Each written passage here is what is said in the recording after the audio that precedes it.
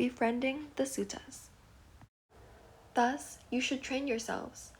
We will listen when discourses that are words of the Tathagata, deep, deep in their meaning, transcendent, connected with emptiness, are being recited.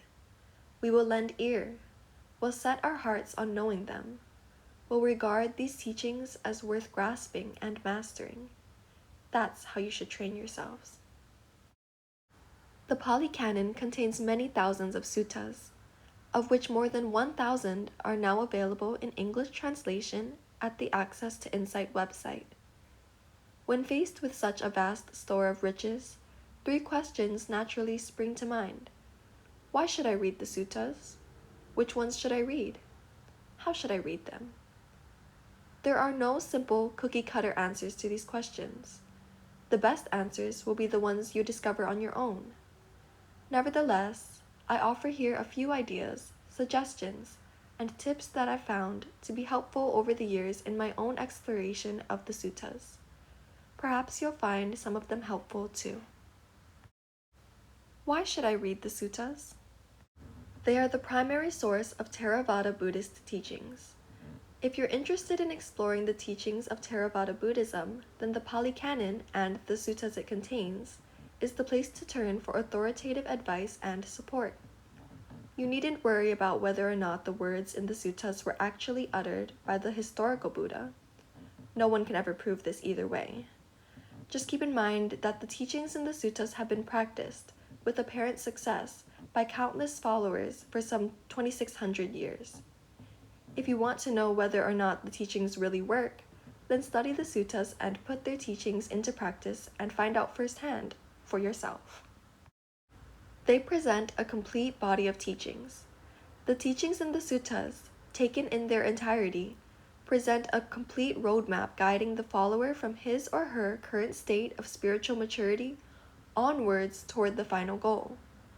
No matter what your current state may be, skeptical outsider, dabbler, devout lay practitioner, or celibate monk or nun, there is something in the suttas to help you progress another step further along the path towards the goal. As you read more and more widely in the Pali Canon, you may find less of a need to borrow teachings from other spiritual traditions, as the suttas contain most of what you need to know. They present a self-consistent body of teachings. The teachings in the canon are largely self-consistent, characterized by a single taste, that of liberation. As you wend your way through the suttas, however, from time to time you may encounter some teachings that call into question or outright contradict your present understanding of the Dhamma. As you reflect deeply on these stumbling blocks, the conflicts often dissolve as a new horizon of understanding opens up. For example, you might conclude from reading one sutta that your practice should be to avoid all desires. But upon reading another, you learn that desire itself is a necessary factor of the path. Only upon reflection does it become clear that what the Buddha is getting at is that there are different kinds of desire, and that some things are actually worth desiring, most notably the extinction of all desire. At this point, your understanding expands into new territory that can easily encompass both suttas, and the apparent contradiction evaporates. Over time, you can learn to recognize these apparent conflicts, not as inconsistencies in the suttas themselves, but as an indication that the suttas have carried you to a frontier of your own understanding. It's up to you to cross beyond that boundary. They offer lots of practical advice. In the suttas, you find a wealth of practical advice on a host of relevant real-world topics, such as how children and parents can live happily together, how to safeguard your material possessions, what sorts of things are and are not worth talking about, how to cope with grief, how to train your mind even on your deathbed, and much, much more. In short, they offer very practical and realistic advice on how to find happiness, no matter what your life situation may be, no matter whether you call yourself Buddhist or not. And of course, you'll also find ample instructions on how to meditate.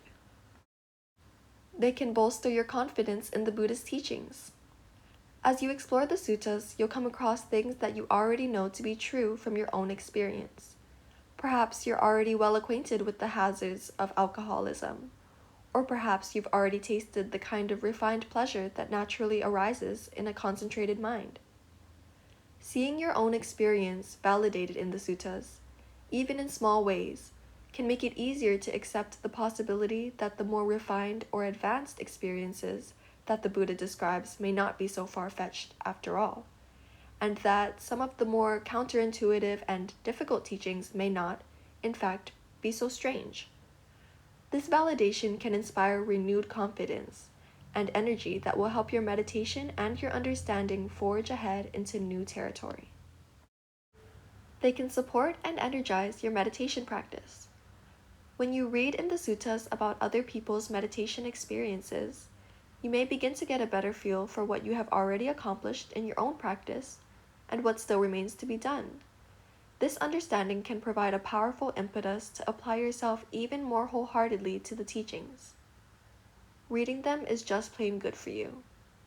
The instructions contained in the suttas are entirely of a wholesome nature and are all about the development of skillful qualities, such as generosity, virtue, patience, concentration, mindfulness, and so on. When you read a sutta, you are therefore filling your mind with wholesome things.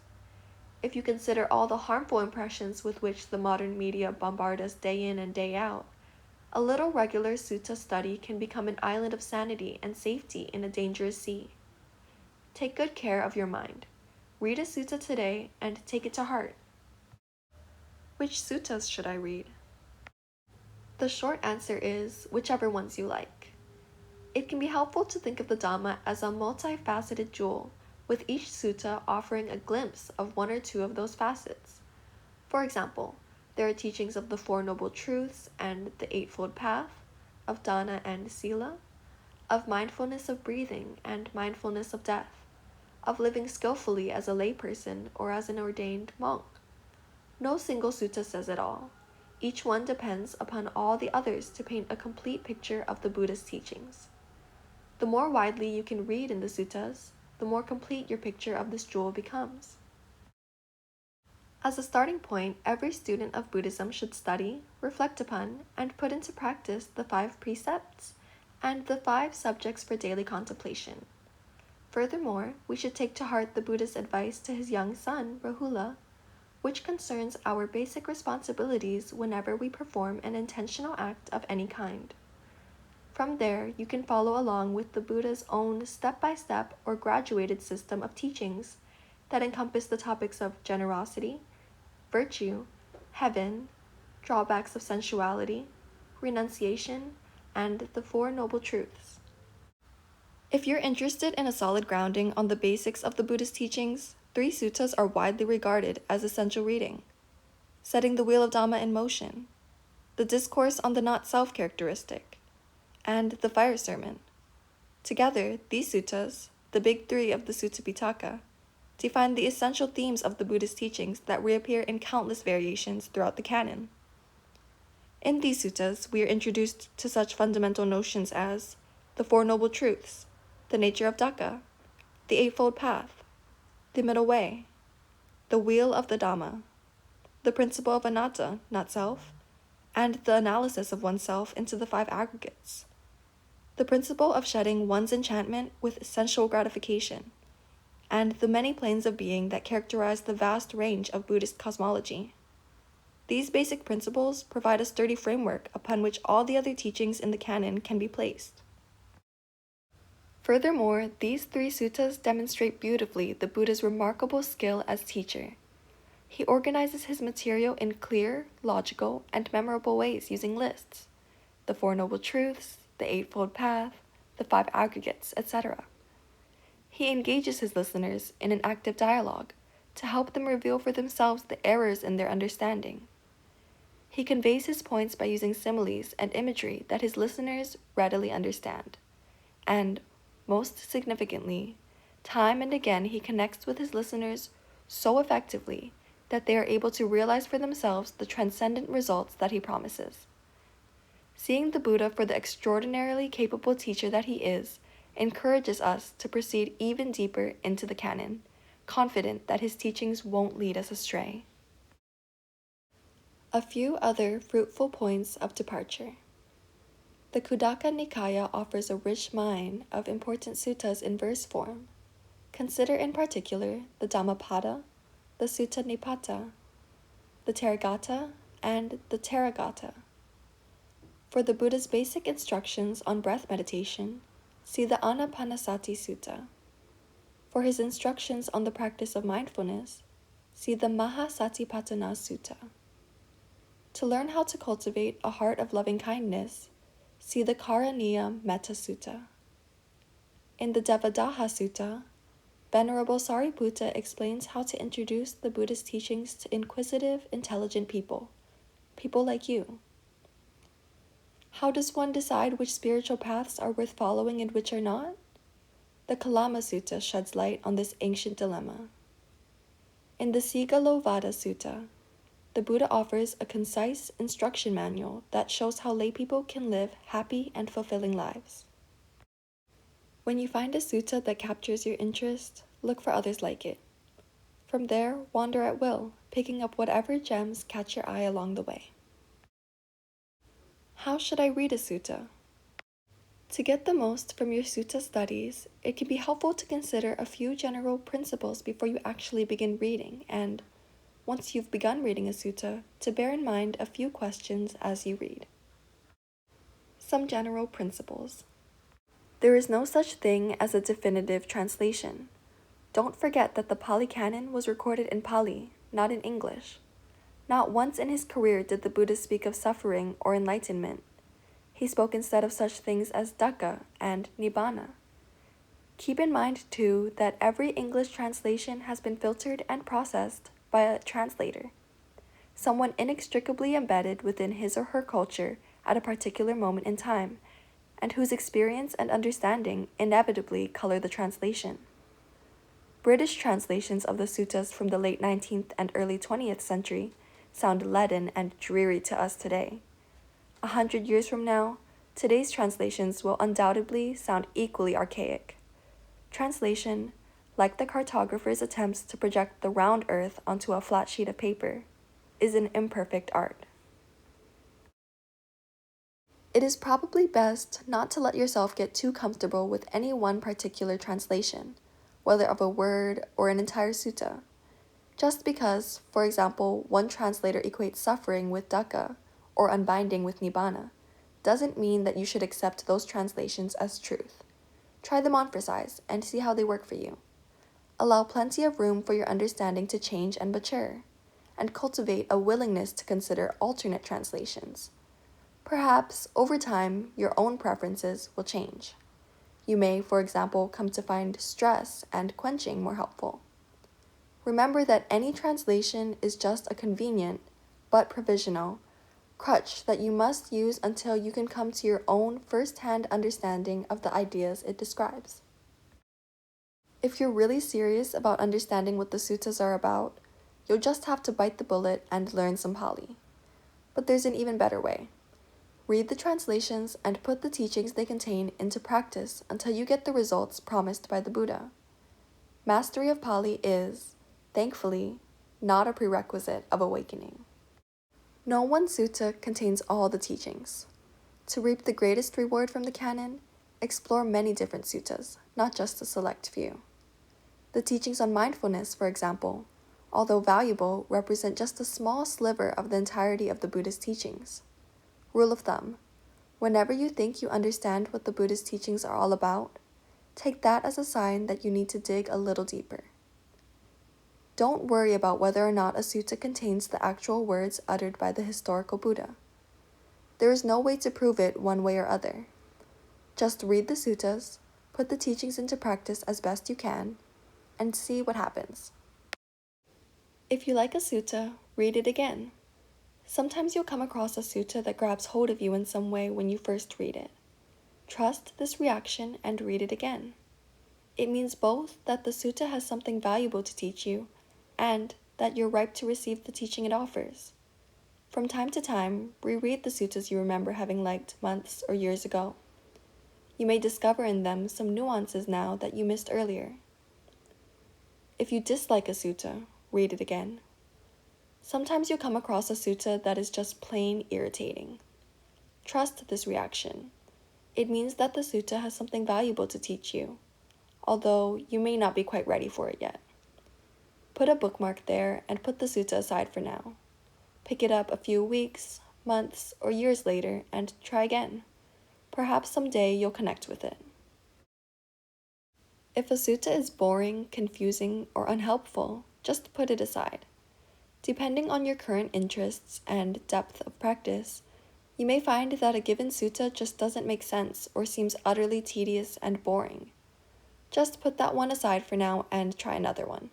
Keep trying until you find one that makes a direct, personal connection.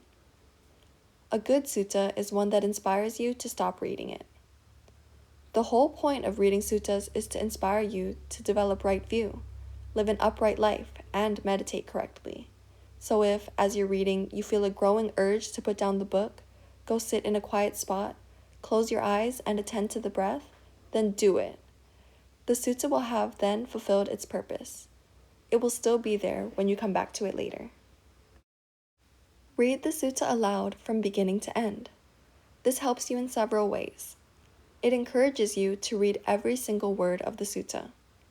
It trains your mouth to use right speech, and it teaches your ears how to listen to Dhamma. Listen for teachings at different levels.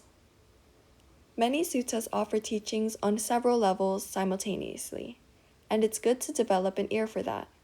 For example, when the Buddha explains to a disciple the finer points of right speech, notice how the Buddha himself uses speech. Does the Buddha practice what he preaches? Do you? Don't ignore the repetitions. Many suttas contain repetitive passages. Read the sutta as you would a piece of music. When you sing or listen to a song, you don't skip over each chorus. Likewise, when you read a sutta, you shouldn't skip over the refrains. As in music, the refrains in the suttas often contain unexpected and important variations that you don't want to miss. Discuss the sutta with a friend or two. By sharing your observations and reactions with a friend, both of you can deepen your understanding of the sutta. Consider forming an informal sutta study group. If you have lingering questions about a sutta, ask an experienced and trusted teacher for guidance. Consult with elder monks and nuns, as their unique perspective on the teachings can often help you break through your bottlenecks of confusion. Learn a little Pali. Once you've read a few suttas or a few different translations of the same sutta, you may find yourself puzzled by particular choices of words. For example, why does this translator use the word foundations of mindfulness while that one uses frames of reference? What are these phrases really getting at? Turning to a Pali-English dictionary and looking up the word satipatthana and its component elements can help shed new light on this word, paving the way to an even more rewarding study of the suttas. Read what others have said about the sutta. It's always helpful to read what commentators, both contemporary and ancient, have to say about the suttas. Some people find the classical Tipitaka commentaries, particularly those by the medieval writer Buddhaghosa, to be helpful.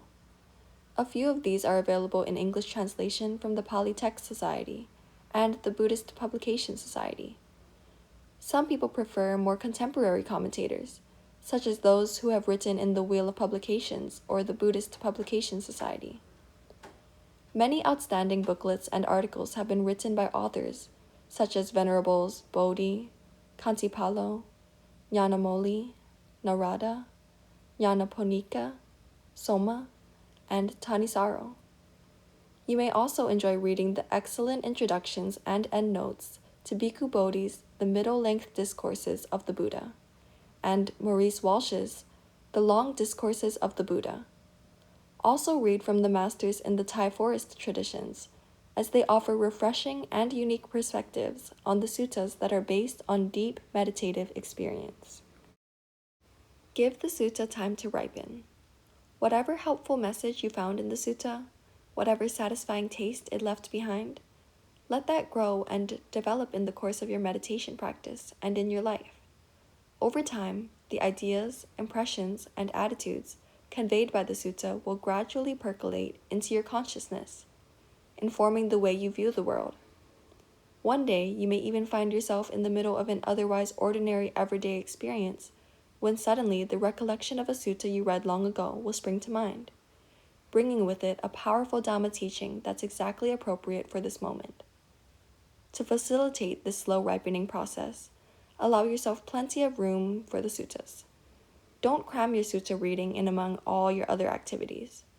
Don't read too many suttas all at once. Make sutta study a special contemplative activity. It should be a pleasant experience. If it becomes dry and irritating, put it all aside and try again in a few days, weeks, or months. Sutta study calls for more than simply reading it once or twice and telling yourself, "There, I've done the Satipatthana Sutta. What's next?" After you finish reading a sutta, take a little time out afterwards for some breath meditation to give the teachings a chance to settle down into the heart. Questions to bear in mind. As you read a sutta, keep in mind that you are eavesdropping on the Buddha as he teaches someone else. Unlike many of the Buddha's contemporaries from other spiritual traditions, who would often adhere to a fixed doctrine when answering every question, the Buddha tailored his teachings to meet the particular needs of his audience. It is therefore important to develop a sensitivity to the context of a sutta, to see in what ways the circumstances of the Buddha's audience may be similar to your own, so you can gauge how best to apply the Buddha's words to your own life situation. As you read, it can be helpful to keep certain questions circulating gently in the back of your mind, both to help you understand the context of the sutta and to help you tune in to the different levels of teaching that are often going on at once. These questions aren't meant to make you into a Buddhist literary scholar. They're simply meant to help each sutta come alive for you. What is the setting? The opening paragraph of the sutta, usually beginning, "Thus have I heard," sets the stage for the sutta. Does it take place in a village, in a monastery, in the forest? What season is it? What events are taking place in the background? Fixing these details in your mind reminds you that this sutta describes real events that happened to real people, like you and me. What is the story? One sutta may offer little in the way of a narrative story, while another may be filled with pathos and drama, perhaps even resembling a short story. How does the storyline itself reinforce the teachings presented in the sutta? Who initiates the teaching? Does the Buddha take the initiative, or does someone come to him with questions? If the latter, are there any unspoken assumptions or attitudes lying behind the questions? Does someone come to the Buddha with the intention of defeating him in debate? These considerations can give you a sense of the motivation behind the teachings, and of the listener's receptivity to the Buddha's words. With what attitude do you approach these teachings? Who is teaching? Is the teacher the Buddha, one of his disciples, or both? Is he or she ordained or a layperson? What is the teacher's depth of understanding? Is she merely a stream enterer, or is she an arahant? Having some sense of the teacher's credentials can help you assess the context of the teachings. Many suttas offer little in the way of biographical details about the participants. In such cases, consult the commentaries or ask a Buddhist scholar or monastic for help. To whom are the teachings directed? Are they addressed to a monk, nun, or lay follower? Are they addressed to one group of people while someone else within earshot actually takes the teaching to heart? Is the audience a large assembly or an individual? Or are the listeners followers of another religion altogether? What is the depth of their understanding? If the audience consists of stream enterers striving for arahantship, the teachings presented may be considerably more advanced than if the audience has only a limited grasp of the Buddhist teachings. These questions can help you assess how appropriate a particular teaching is for you. What is the method of presentation? Is it a formal lecture, a question and answer session, a retelling of an old story, or simply an inspired verse? Is the heart of the teaching contained in its content, or is the way in which the teacher interacts with his listeners itself part of the message? The great variety of teaching styles employed by the Buddha and his disciples show that there is no fixed method of teaching Dhamma. The method used depends on the particular demands of the situation and the spiritual maturity of the audience. What is the essential teaching? Where does the teaching fit in with the Buddhist threefold progressive system of training? Does it focus primarily on the development of virtue, concentration, or wisdom?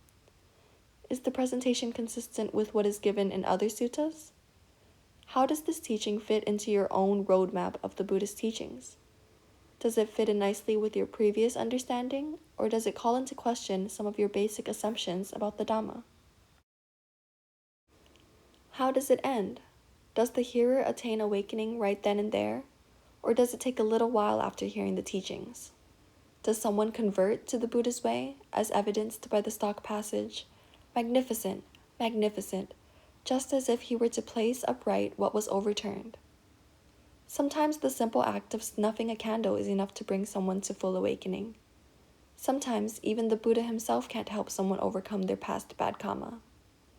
The various outcomes of the suttas help illustrate the extraordinary power and complexity of the law of karma. What does this sutta have to offer me? This is the most important question of all, as it challenges you to take the sutta to heart. After all, it is the heart that is to be transformed by these teachings, not the intellect. Ask yourself, do I identify with any of the situations or characters in the sutta? Are the questions asked or teachings presented pertinent to me? What lessons can I learn from the sutta? Does this teaching fill me with doubts about my capacity to achieve awakening, or does it fill me with even greater faith and confidence in the Dhamma? Today I read the page Befriending the Suttas from the Access to Insight website, a wonderful and free source of Buddhism education. Feel free to follow the link in the description to the specific page and continue to learn on the site. This page has other fruitful points of departure in the form of links to other texts. Access to Insight provides thousands of translated suttas as well as many other useful articles from scholars throughout the years. Thanks so much for watching. If you found anything in today's video helpful, or maybe it was the first time you've heard it, don't be afraid to leave a comment down below. Or recommend me a sutta. I really want to make this a space where learners of the Buddhist teachings on any level and from all walks of life can come together as the Sangha and be each other's refuge. Please subscribe for more weekly Buddhist textual readings. I wish you all well as we learn more about Buddhism together.